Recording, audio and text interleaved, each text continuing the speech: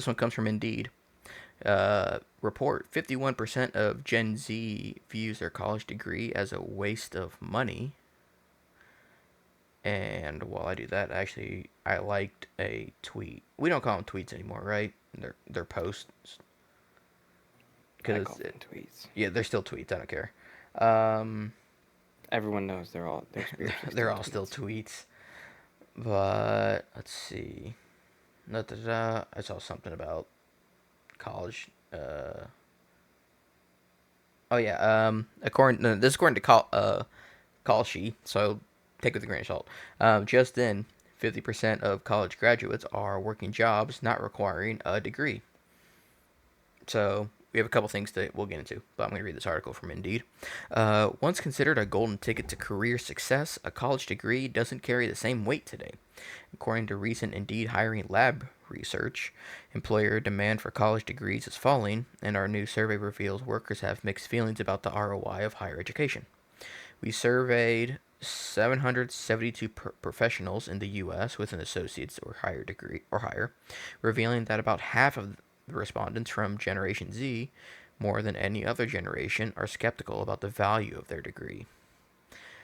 The generational view gap. While only 20% of baby boomers consider their degrees a waste of money, that number increased by about 10% with each generation, jumping to 51% for Generation Z respondents.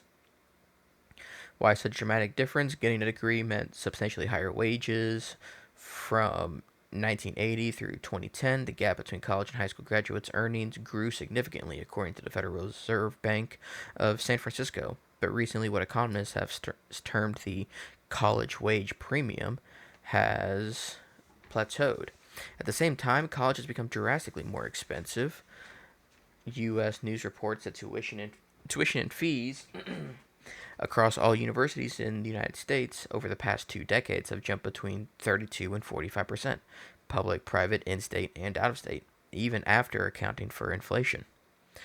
For many, the financial burden follows graduates along after they receive their diplomas. Over half, 52% of our respondents reported graduating with student debt. Millennials were hit pretty hard, with 58% of those surveyed carrying education loans into their careers. The consequences extended beyond monthly payments. Nearly 4 in 10 respondents, 38%, believe their student debt hindered their professional growth more than their degree helped, a devastating assessment of what was supposed to be a stepping stone into success. Unsurprisingly, respondents with student debt, 41%, are more likely to think that their degree was a waste of money than those without debt, 31%. Uh, Part of the problem in the equation regarding the value of college degree may be simple math. More people have degrees now. I won't get into that. The combination of stagnating wage benefits, skyrocketing costs, degree saturation, and debt may explain why younger generations increasingly question whether college is worth it. Now, I know I mentioned the college thing. 50% of college graduates are working jobs not requiring a degree. I've also heard that's now I know it's for nurses, but I heard it's also for other fields that 70% of graduates are in fields where they don't use their degree. So you're going to college for a 30% chance that you'll get the job that you're studying for. And apparently, according to this thing, there's a 50% chance that you didn't need the degree in the first place. Now, I have my own views of college, okay? The thing about we call this a waste. The value is subjective, as stated here. If 51% of Gen Z believe their degree is a waste, it indicates that the subjective value they received is lower than the resources they surrendered to obtain it. That's you know what I mean. That's how they value it. So and it's not just money. Okay, they wasted time. They've wasted nights they could have been working.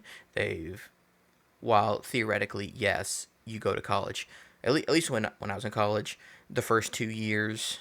Now this is when I was for engineering. So, and I'm not an engineer, but the first 2 years you're just getting your prerequisites out of the way, and the last 2 years they would at least at UK they would put you kind of like a like a study work program in a way, kind of get you in the Mm-hmm. field.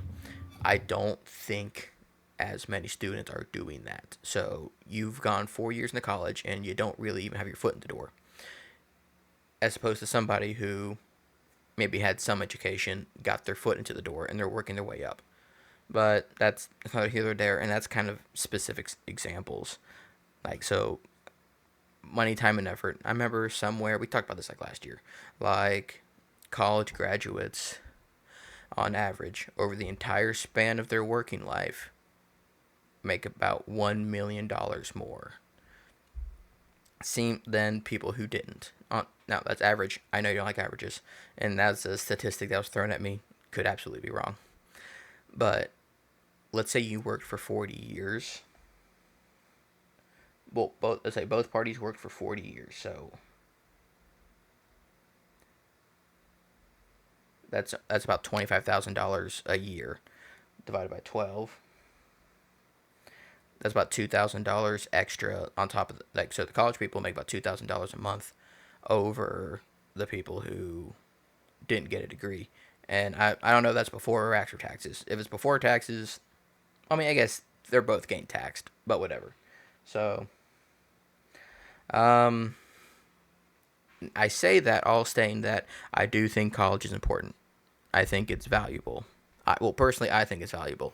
But I think the amount of degrees, I would say, as stated in the article, it's kind of oversaturated. Like, for example, I remember, now this was like 10 years ago, we were in class and we were shocked that I think a college in Wyoming had either classes or a degree in the study of Batman. Now, Hmm.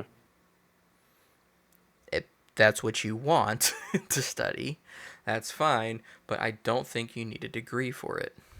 Another example, another field I thought about getting into was filmmaking. Hmm. That didn't turn out well. But that being said, I have a friend who didn't go to college. He's making movies now. You know what I mean? Now, granted, he didn't get a job. He didn't get the filmmaking job when he was 22, fresh out of college. We're 30 now, and his movies are getting produced, but they're still kind of. I'm not trying to be mean. I'm really not trying to be mean to him, but they're like B, not like Hmm. B kind of like they're not like you're not gonna be like seeing advertisements for them on Netflix or YouTube, but they're B rated. But he didn't go to Yeah. college. He doesn't have debt, and he's still like his foot's in the door, and he's only been doing the movie thing for a couple years. He wanted to be like a rock star, like he had a band. Only the past Hmm. couple, you know what I mean? Now, again, I think degrees are important. I want my doctors to have degrees. I want my nurses to have degrees. I want my lawyers to have degrees. I want my engineers to have degrees. But I think now, I've seen this a handful of times, so it's not. I'm not saying that only what I see is real, but like what happens is a lot, and I'll admit I'm part of that. People go in for a degree, like let's say I don't know, computer engineering. It's either too hard or they can't continue it for some reason, so they either drop or they switch to an easier degree. Now to think for me about like let's say English, and or a creative writing degree. I'm not I'm not trying to diminish people who took those degrees, but at least in my mind, especially with how many self-published books I see on TikTok a lot, you don't Hmm. you know what I mean? You don't need a degree for creative writing. That's something you could absolutely YouTube probably. B I have Coursera on my phone. I have a subscription to that. You know what I mean?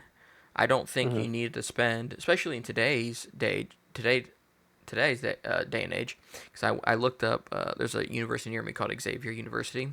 I looked up. It's like $25,000 a semester. When I was in Whoa. college, it was $25,000 a year. Yeah, it's nuts out there. Yeah, so I mean, so when now again, I think degrees are important. I do want specific people to have specific degrees, but I think the problem is you have a bunch of people taking on, let's say, $80,000 in loans for a Mm-hmm. degree that I stated here they didn't need a degree to begin with. You know what I mean? Mm-hmm. So we have, and I think this now I'm kind of passionate about this because I believe I'm part of that generation. Like growing up, we were just like I was told, a '94 baby. I was told over and over and over again, go to college, get a degree, you'll make a lot of money. That's not just something I heard from my grandparents, not just from my parents, friends' parents. That's something you like teachers tell the students, go to Mm-hmm. college. You're going to go to college. It wasn't until like my senior year of high school where teachers were like, or go into a trade. And even then it wasn't like, yeah, go into a trade. It was go to college. And if you don't think you're good enough, go to a trade. You know what I mean? It wasn't viewed highly Yeah. back then. So Mm-hmm. you have a system where you're telling kids go to college. Colleges are businesses at the end of the day. They want to rack up money. That's not up for debate. Now, granted, they still want to provide an education because if the education isn't good, people aren't going to go to college.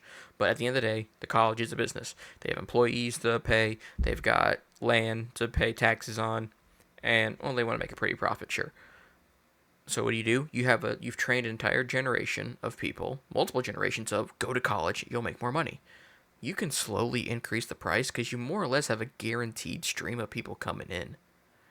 Mm-hmm. And not only that, I wondered about this, like the acceptance rates, at least from research I did. Not this was last year, like before 1980 was only like 40 to 60% acceptance rates. Nowadays Yep. it's 90, like it was like 90 to 98. Mm-hmm. Because I think colleges realized if you deny people, you don't get their money. So I'm not trying to be mean to people, but there's probably a good chunk of people, I would say probably an extra 20 to 30% of those people who are in college. I'm not trying to be, I'm trying not to be mean, but they probably weren't smart enough to go to college to begin with. But they're there because the university wants the money.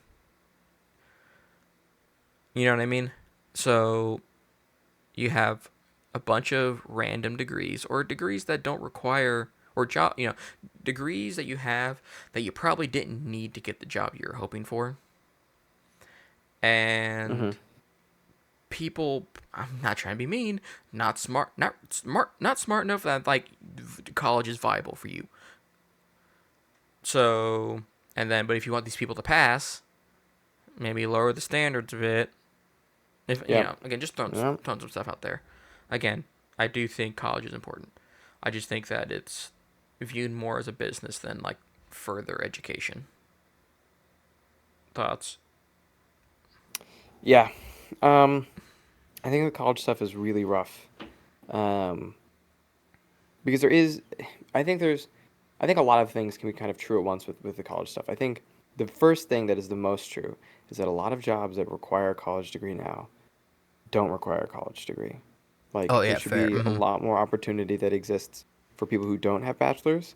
The second one is we are approaching a society in which having a higher education is slowly becoming like a baseline requirement for just like engaging in the economy at all.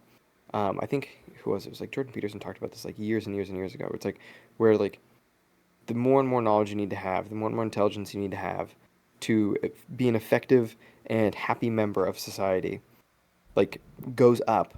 We start slowly axing off more and more and more of the population, um, and like that will become like a rising issue. Um, but like to your point of like trades and whatnot, there's like a weird like divide right now between like your sort of like old school people who are like, yeah, trades are for the people who couldn't make it to college, and then like sort of the very much new school of like, hey man, there's this huge like gap in the trades that needs to be filled, and there's a lot of money to be made here, Yeah. especially amongst like Gen Zers. Like trades are seen as something that's much more like noble or like desirable than it was in the past. Um, Yeah. Partially probably due to like the how worthless college degrees feel, and then like, and believe it or not, it's only like 35% of adults have a college degree, which is more than in the past. Um, but like, there's a now obviously you need to break that down by generation. Like of all adults isn't a super helpful metric, but still, like Yeah. you do being able to have a college like having a college degree is probably worth it for most people. Um, but I think a big reason why people feel like they're not getting their value out of the degrees that they're getting um, is because, like in the past, if your parents got a degree, it really meant something. You could probably jump the line a little bit because you showed that you could, one, advance your knowledge, that two, you were probably smarter than your peers, and three, like you were willing to like sit down and really study and focus on something, and that you now have this very like specific set of knowledge that you were able to like apply broadly to many different topics. So even if you got like a degree in like the humanities, um, like philosophy or English or even like a softer degree, like you still showed that one, you can apply yourself, and two, not just can you apply yourself, but like you're capable of the sort of like broader like application of the thing. There's a statistical, maybe not a statistic, um, I think it was a statistic where it's like, believe it or not, a lot of people who work at like places like McKinsey and whatnot, a lot of them actually have, or like a great one is like being pre-law is actually a worse indicator of getting in the law school than having a English or philosophy bachelor's, just based on how like the law works. Um, Yeah. you're more likely to pass the LSAT as a or a your ran a any given philosophy student has a better chance of passing the LSAT than any given pre-law student. Um, and so it's like a lot of these degrees really just aren't being used to their, and I wouldn't even necessarily say it's user error, though I'm sure that's part of it. Like a lot of companies, and this I think is a very corporate world thing. I think a lot of companies like their cookie cutters. They like their because if you're a business, right, you want to market where product very like the difference between you want to market where the difference between products is low and the cost of products is low, right? So this way, you have low optionality or like effectively low optionality in this arena is actually a superior position to be in because it means that stuff for like your bottom line is infinitely replaceable, right? This is your sort of like Amazon, 150% turnover, method where it's like, yeah, I want like a million.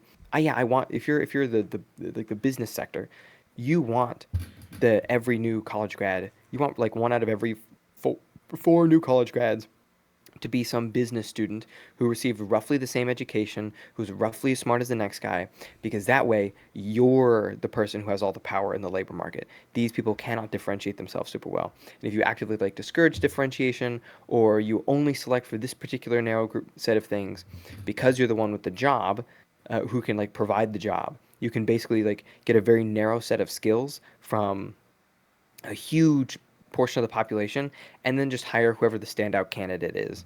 Um, it's this it's almost like there's a term for it, and I don't remember what it is, but like having ultra high optionality is only good when you're the person who has all the power. The inverse is actually really really horrible, right? Which is exactly what these college students are experiencing. It's like they're in a competition, not just because also in the past the internet didn't exist. All right, so the internet is probably the big culprit here. LinkedIn, Indeed, whatever other job search thing. In the past, your competition for your job was maybe a few out of towners, but mostly people in your immediate area. And so all you had to do to stand out was beat out your local competition.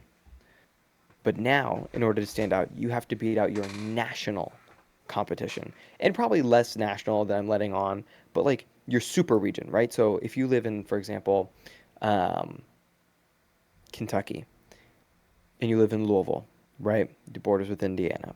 Your immediate competition would be people in New Albany, and then people in Jeffersontown, and then maybe some people in some further out counties, but maybe some people from Lexington, but mostly you're competing with people from Louisville in the past.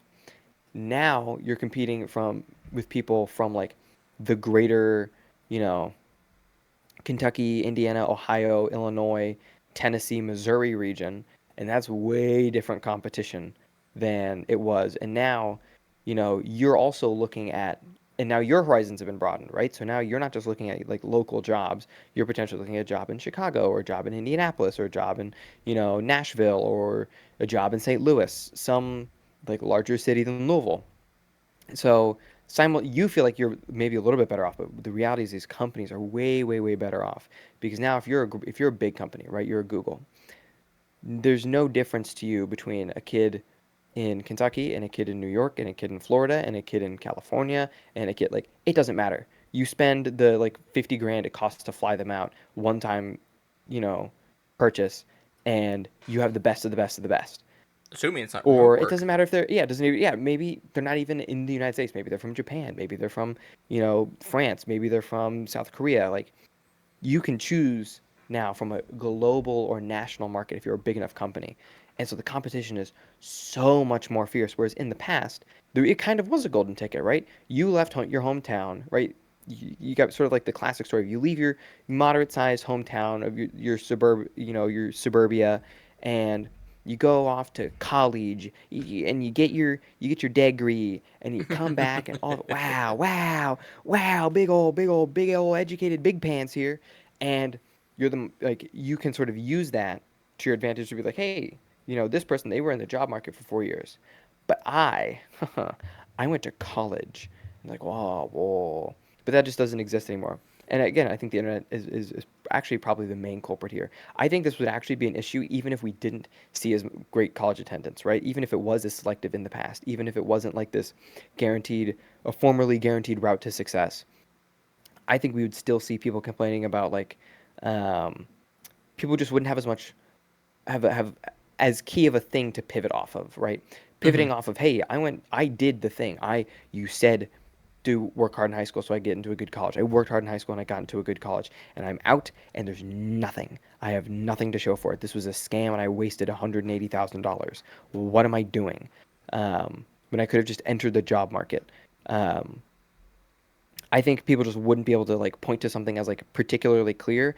Because if the internet exists and then colleges are still just as selective, people still just as few people are going, it's still as much of a golden ticket. Um, I still think you'd see people be like, you still see a lot of people make the complaint about college, like, hey, this is my golden ticket, hello. And then two, you would also probably see people who are in the job market being like, dude, like I can't, like I'm stuck, like I've stagnated really hard.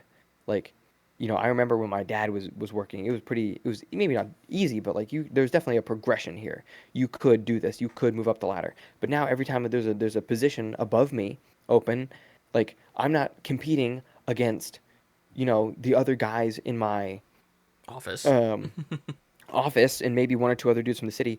I'm competing against this huge global market that they're looking at first to try to find their rock star ninja superstar candidate.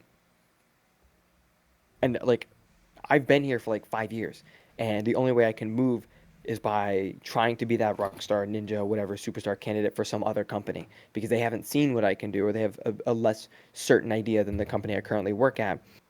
When the reality is that rockstar ninja superstar candidate they end up hiring is probably nominally better than you are, or not even better than you are. They're just novel and new, and they don't have as clear of a picture, so they can sort of present a particular view or aesthetic of themselves to the company that the hiring manager can ooh and ah over, and then they get hired on and they aren't doing much better of a job than you would have.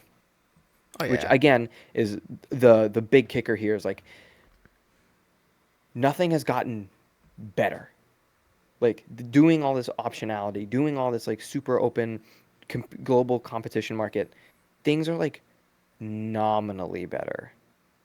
Like the difference between how much better it would have been if stuff stayed local and how much better it would have been if stuff is global. I think yeah, I could be totally wrong here, but I think it feels very much like we're really not seeing these huge gains that validate such a horrible experience for like employees.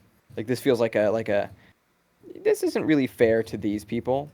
Like if you're some poor kid who just got out of college, it's kind of not fair to you that Johnny, who's 60, and maybe that's Johnny who's like 40 and a hiring manager is like, well, when I first got my first job, I walked in and I shook his hand and I talked to the guy and I went to a couple different places, but I ended up settling here. And now when I'm looking to hire new candidates, I use my AI software to scan 16,000 applicants for the best possible. And then when they get in, well, I can't believe they would use AI to get past the system. That seems really unfair to me. Like just totally just clown world. And it's not better, right? This is another arms race thing. Or this is like a slightly off topic thing, but the AI like arms race and like hiring where it's like they use AI to start scanning resumes and cover letters. People start using AI to write perfect resume and cover letters. And now we're back to like the ad blocker wars of Yeah. Hmm. present ad on screen. I want ad to go away, so I make an ad blocker. Well, now I need to make an ad that gets past the ad blocker. Well, now I need to make an ad blocker that blocks the new ad, that blocks the workaround, right? And it's just this infinite thing of neither party is happy.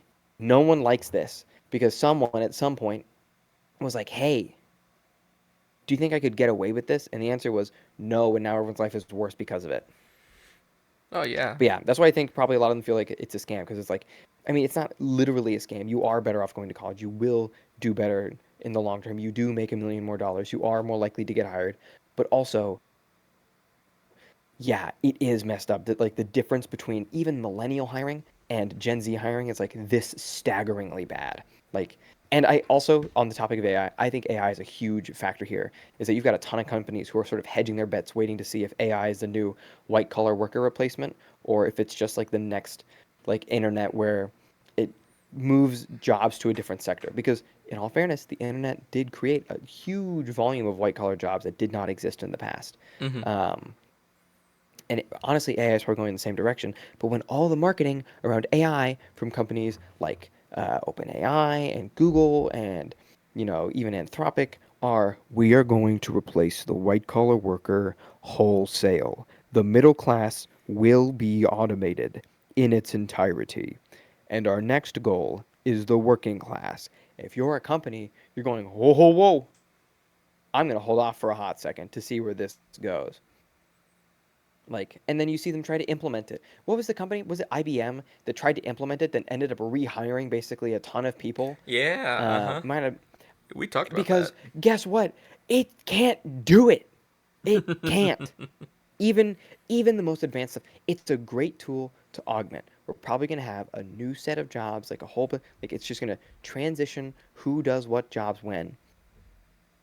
But I think all the companies are sort of hedging on the fact that maybe it does replace my entire white collar workforce, which means I can now pay a one time fee of like, 1.2 million dollars to like Anthropic or OpenAI or Google or whatever to have that automate my entire white collar workforce, and then I can pocket the rest of that money. Hmm. Is I think where all the C suites are hoping for. And then Yeah. we talked about this in our last episode where we talked about AI a ton. Everyone thinks AI can efficiently and effectively automate every job but theirs. You talk to someone in finance, hey, could AI do your job? Oh, no, AI doesn't understand the market well enough. Like I've messed around with it a little bit, but really it doesn't know what it's doing and blah blah blah blah blah blah. Oh, okay. Do you think you could do marketing? Pfft, marketing, that's what it's going to replace entirely. What do you mean? Marketing? That's just pictures. Come on. And then you go over to the marketing department and say, hey, do you think AI can replace your job? Pfft, no way. Not in this industry. Are you kidding me? It feels fake and phony and no one believes it and it's ridiculous and stupid. And it doesn't even get it, it feels soulless and hollow. And that, sure, some marketing is like that, but like, we want to try to like evoke a feeling and blah, blah, blah, blah, blah. It's like, do you think you could do finance? Pfft, numbers? That's what computers are for. What do you mean? Arr, arr, arr, arr, arr. And it's like, you think it can do everybody's job but yours. Which I think is sort of where all the C-suite executives are at, where it's like, yeah, but couldn't this do my employee's job? And it's like, it could do your job. No, no, no, no. My job is it's about meeting people and shaking hands and like moving the markets. And it was like, yeah, a robot could do that just as effectively as a robot could do some nothing email job. Yeah. So like, which is to say, not hmm very effectively. But if you're willing to sacrifice there, yeah, I gotcha. And kind of a final point, like I think